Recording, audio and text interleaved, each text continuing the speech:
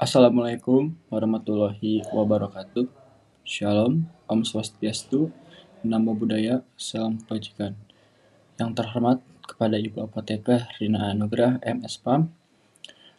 Sebelumnya izin memperkenalkan diri, nama saya Arya Chandra Putra dengan NIM 2350191216 dari kelas F.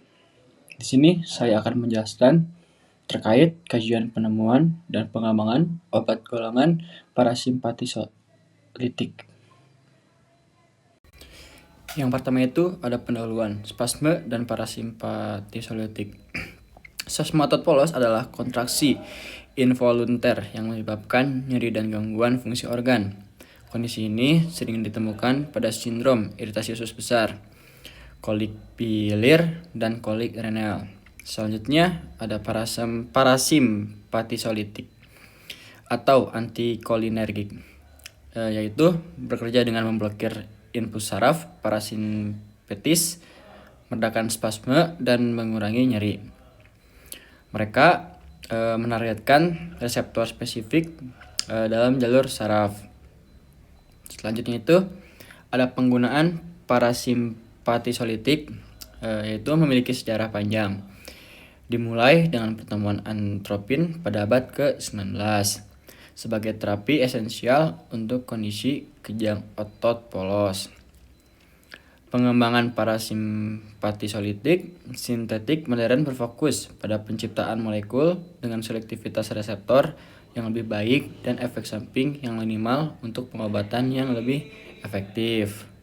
Selanjutnya itu ada mekanisme biologis spasme dan reseptor muskarinik.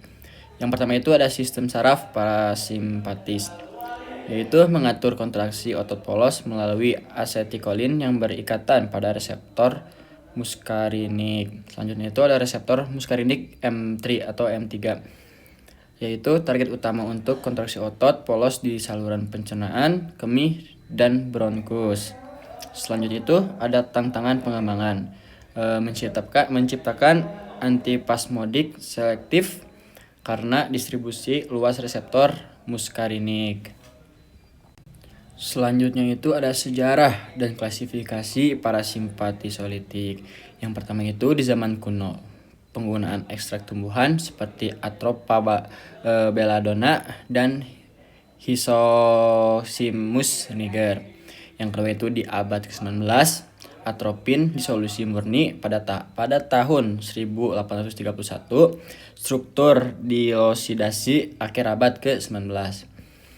Yang ketiga itu ada di tahun 1920 sampai 1950, yaitu era analog antropin dengan modifikasi untuk selektivitas dan durasi lebih baik. Yang keempat itu di tahun 1950-an, yaitu pengembangan senyawa kuartener atau butilskopolamin untuk efek perifer yang kuat.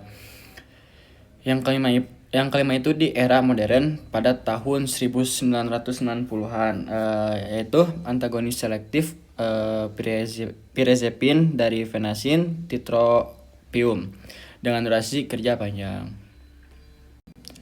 Selanjutnya itu ada mekanisme kerja dan klasifikasi. Yang pertama itu ada mekanisme kerja, yaitu parasimpatisolitik menghambat asetikolin dengan mengikat reseptor muskarinik, menyebabkan reaksi otot polos. Yang kedua itu ada klasifikasi struktural. Yang pertama itu ada alkaloid alami atau atropin. Yang kedua itu ada semisintetik. Yang ketiga ada sintetik. Selanjutnya itu ada selektivitas atau durasi. Yang pertama itu ada muatan ionik, yang kedua itu ada selektivitas reseptor, yang ketiga itu ada durasi kerja. Selanjutnya itu ada kajian penemuan dan pengembangan kimia medisinal. Yang pertama itu ada identifikasi target, yaitu reseptor M3 atau M3 sebagai target antismodik utama karena perannya dalam kontraksi otot polos. Yang kedua itu ada senyawa awal atau lead compound, yaitu antropin sebagai senyawa awal dengan struktur tropan dan gugus ester yang penting untuk pengikatan reseptor. Yang ketiga ada optimasi struktur, yaitu kuaternerisasi nitrogen, modifikasi cincin tropan dan gugus ester untuk meningkatkan selektivitas dan mengurangi efek samping. Yang keempat itu ada hubungan struktur aktivitas atau SAR, yaitu nitrogen kationik, jarak optimal, cincin aromatik, gugus ester atau hidrosil, dan sterokimia sangat menentukan aktivitas. Selanjutnya itu ada senyawa hasil pengembangan dan aktivitas farmakologi. Terkait senyawa hasil pengembangan, yang pertama itu ada butyl skopolamin, yaitu derivat kuaterner skopolamin, efek perifer yang kuat. Yang kedua itu ada diclofenac atau antagonisme muskarinik dan relaksasi otot polos langsung. Yang ketiga itu ada oxybutinin atau dan toitoredin untuk overfasi atau overactive bladder dengan profil farmakokinetik yang berbeda. Yang keempat itu ada solifenacin dan derifenacin, yaitu durasi kerja lebih panjang, selektivitas M3 lebih baik. Yang terakhir itu ada tiotropin, yaitu antagonis muskarinik, kerja panjang untuk terapi inhalasi. Selanjutnya itu ada aktivitas farmakologi, yaitu dievaluasi melalui uji in vitro dan ex vivo dan in vivo klinis. Selanjutnya itu ada efek samping dan risiko. Yang pertama itu ada efek perifer atau mulut kering, konstipasi atau gangguan akomodasi dan retensi urin. Yang kedua itu ada efek kardiovaskular, yaitu takikardia, palpitasi, risiko perpanjang interval QT. Selanjutnya itu ada efek SSP atau SSP, yaitu sedasi, kebingungan, gangguan memori, dan delirium atau trauma atau terutama pada lansia. Upayanya, pengukuran efek samping meliputi optimasi struktur, formulasi, extended release, dan selektivitas M3 atau M3. Dan yang terakhir itu ada kesimpulan dan saran. Kesimpulannya, keefektifan dan keamanan parasimpatisolitik saat ini menunjukkan efikasi yang superior berkat optimasi struktur kimia yang cermat. Strategi seperti modifikasi rantai samping dan pengenalan gugus sterik telah berhasil meningkatkan selektivitas terhadap reseptor M3.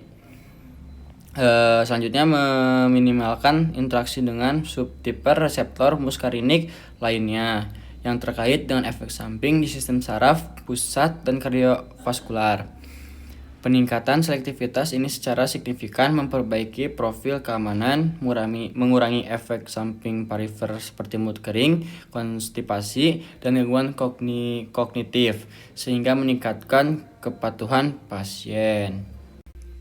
Itu saja yang bisa saya jelaskan dan saya presentasikan. Kurang lebihnya mohon maaf. Bila taufiq wal hidayah. Wassalamualaikum warahmatullahi wabarakatuh.